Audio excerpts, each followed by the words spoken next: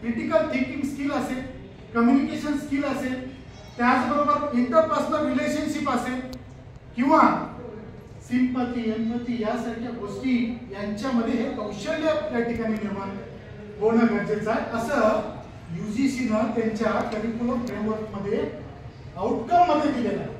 म्हणजे हा सिलेबस विद्यार्थ्यांना शिकवल्यानंतर त्यांच्यामध्ये हे कौशल्य निर्माण झाले पाहिजे यासाठी UGC आणि राष्ट्रीय शैक्षणिक धोरण हे कार्य करते.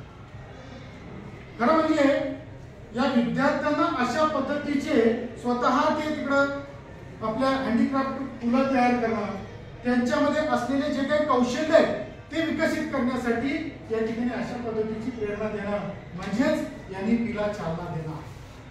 विद्यार्थी मित्र, खरं म्हणजे आमचे विद्यार्थी, आमचे युवक खूप चांगले, पण आज जर सगळीकडचं जर वातावरण बघितलं तर पूर्वी काय व्हायचं की आमचे शिक्षक, आमचे गुरु, आमचे घरातली व्यक्ती असं म्हणायचंय की तुमचं आरोग्य चांगलं राहण्यासाठी काही खुराक खाणं चांगलं असतं, वेगळे खुराक तुम्हाला मिळाले पाहिजे, वेगळं या ठिकाणी सेवन केले पाहिजे जेणेकरून तुमचं आरोग्य चांगलं राहील, तंदुरुस्त तुम्ही राहा, हेल्दी राहा.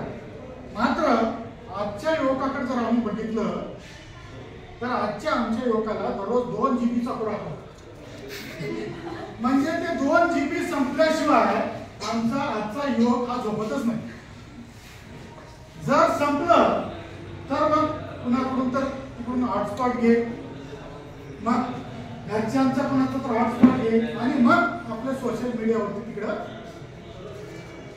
आजचा जर वर्ल्ड हेल्थ ऑर्गनायझेशनचा एक सर्वे जर आपण पाहिला, खरं म्हणजे आता जर आपण पाहिलं तर कुणाकडेच वेळ नाही. सकाळी कॉलेज, दुपारी ट्युशन, संध्याकाळी पुन्हा काहीतरी कॉलेजमध्ये दिलेलं वर्क, होमवर्क तुम्हाला करायचे, पाठांतर आहे, ओके नाही, त्याच्यामध्ये वेळच नाही आम्हाला असं आपण सांगतो, ओके नाही. पण वर्ल्ड हेल्थ ऑर्गनायझेशन काय सांगतं?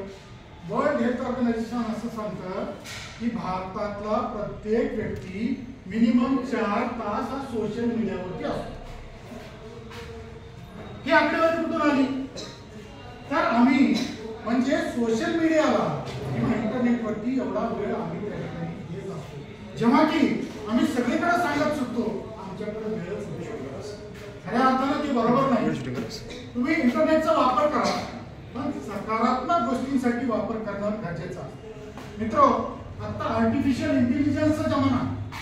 आर्टिफिशियल इंटेलिजन्स तुम्ही जर जास्त तुमच्या याच्या बाजूला बघितलं, व्हॉट्सअपच्या तिकडे जर बघितलं तर एक सर्कल येतं बघा, त्याच्यावर जर क्लिक केला तुम्ही आणि तिथं जाऊन जर काही टाईप केला तुम्ही, समजा बॉटनीची एखादी कन्सेप्ट असेल, एखादी इंग्लिशची कन्सेप्ट आहे, एखादी जॉग्रफीची कन्सेप्ट आहे, तुम्ही तिकडे टाईप करून बघा, ते काय करतं तुम्हाला त्या कन्सेप्ट विषयी पूर्ण माहिती तिकडं देत असतं, ओके. तर या दृष्टीनं हे आर्टिफिशियल इंटेलिजन्स जे आहे ते आर्टिफिशियल इंटेलिजन्स हे तंत्रज्ञान, ओके नाही, तंत्रज्ञानाच्या माध्यमातून आपण अनेक गोष्टी त्या ठिकाणी शिकत असतो, त्याचे फायदे आणि तोटे बरेच आहेत. मात्र जे आमचं ह्युमन इंटेलिजन्स आहे, तिकडे बसलेला जो शिक्षक आहे, तो शिक्षक चांगलं काय, वाईट काय, खरं काय, खोटं काय, सत्य काय याच्यामधला भेद करण्याला तुम्हाला या ठिकाणी शिकवत असतो. तुमच्यामध्ये मूल्य रुजवण्याचं काम आमचा शिक्षक वर्ग या ठिकाणी करतो. आम्ही जरी या ठिकाणी शिक्षक असलो, स्टिल वी आर स्टुडंट्स. आम्ही सुद्धा आजही विद्यार्थीच आहोत. तुम्हाला नवीन गोष्टी तुमच्याकडून बऱ्याच या ठिकाणी शिकायला मिळतात, जेव्हा की नव्यानं आम्ही अशा गोष्टी दररोज आम्ही ग्रंथामधून या ठिकाणी शिकतो. तर त्या दृष्टीनं मला एवढंच या ठिकाणी सांगायचं, तुमचं खऱ्या अर्थानं कौतुक आहे. तुम्ही हे सगळं तुमच्या हाताने तयार केलं. त्याचबरोबर बऱ्याच विद्यार्थिनींना इकडे येऊन या ठिकाणी बोलण्याचं धाडस केलं. कम्युनिकेशन स्किल तुमच्यामध्ये ही स्किल आली पाहिजे, हे कौशल्य तुमच्यामध्ये आलं पाहिजे. आता जर शिकणार नाही तर तुम्ही केव्हा शिकणार? कारण तुम्ही ग्रॅज्युएशनला आहात, ओके. तुमच्या सगळ्यांचं कौतुक आहे. जे विद्यार्थी आता नारायण म्हणत होता सर मला आत्ता नको, थोड्या वेळाने बोलवायला, जेव्हा तो इकडे येऊन बोलायला सुरुवात केला, त्याची ब्रँड व्हॉइस जर तुम्ही ऐकली तर ती अतिशय म्हणजे मोठ्या आवाजामध्ये तो या ठिकाणी बोलत होता, कॉन्फिडन्स त्याच्यामध्ये दिसत होता. तर हेच कॉन्फिडन्स तुमच्यामध्ये जागृत होणं गरजेचं आहे, तरच तुम्ही समाजामध्ये चांगल्या अर्थानं, चांगल्या व्यक्ती म्हणून म्हणजे या सगळ्या स्किल जर तुम्ही अक्वायर केल्या तर निश्चितपणे यशस्वी या ठिकाणी जगू शकता। म्हणून या ठिकाणी शिक्षकांच्या प्रती जो आदर आहे, जो आदरभाव आहे, तो आदरभाव व्यक्त करण्यासाठी जो तुम्ही या ठिकाणी कार्यक्रम आयोजित केला, त्या कार्यक्रमाच्या निमित्तानं या ठिकाणी आमचा सगळ्यांचा सन्मान केला, त्याबद्दल तुमचे आणि या ठिकाणी जे आयोजक आहेत त्या आयोजकांचे या ठिकाणी धन्यवाद मानले पाहिजे। अगदी त्याच पद्धतीनं सर्वपल्ली राधाकृष्णन ज्या पद्धतीनं शिक्षणाचा प्रचार आणि प्रसार व्हावा यासाठी प्रयत्न केले, अगदी त्याच पद्धतीनं महात्मा ज्योतिबा फुले, सावित्रीबाई फुले यांनी सुद्धा खूप मोठ्या पद्धतीने या ठिकाणी कार्य केले।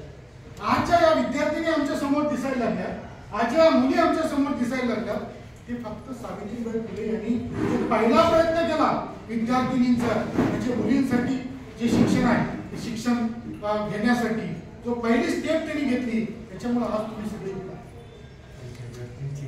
संख्या त्यांची जास्त आहे। जर तुम्ही एक वाक्य आहे, तृतीय रत्न नावाचं एक पुस्तक आहे महात्मा ज्योतिराव फुले यांचं, त्याच्यामध्ये खूप छान वाक्य त्यांनी दिलेलं आहे। म्हणजे काही शब्द बघा किती म्हणजे प्रभावी असतात। चले जाओ, महात्मा गांधी यांनी दोनच शब्द चले जाओ, इंग्रजांच्या विरुद्ध काय उतारा केला त्यांनी, चले जाओ, म्हणजे इतका प्रभावी या गोष्टी त्या ठिकाणी होतात की पूर्ण जगामध्ये या दोन शब्दांचा प्रभाव आपल्याला या ठिकाणी दिसतो। अगदी त्याच पद्धतीनं महात्मा ज्योतिराव फुले यांनी शिक्षणाविषयी काय म्हटले बघा, विद्येविना मती गेली, मती विना